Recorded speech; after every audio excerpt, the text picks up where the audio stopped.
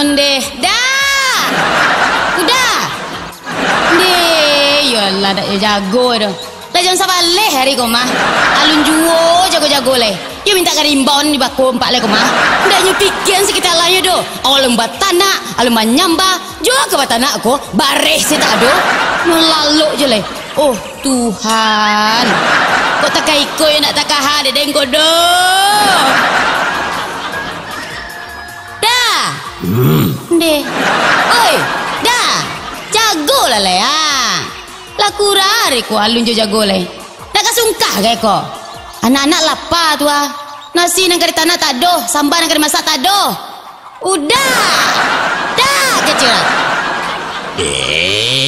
Tanang salah kau pia.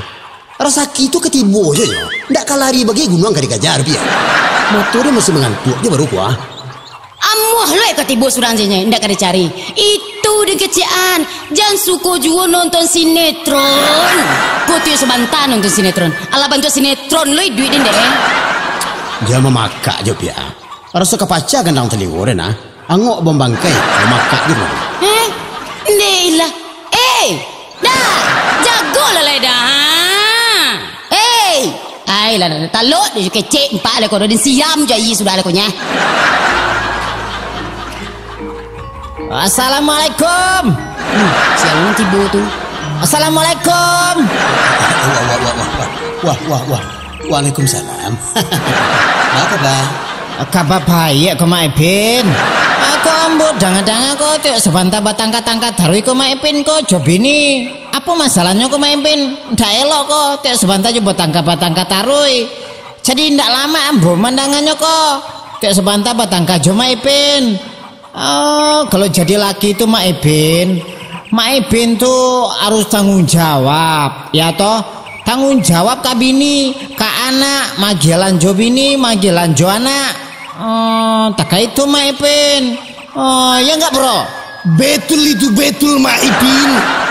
Kalau kau sering bertengkar sama bini kau, rezeki kau jauh Mak Ipin.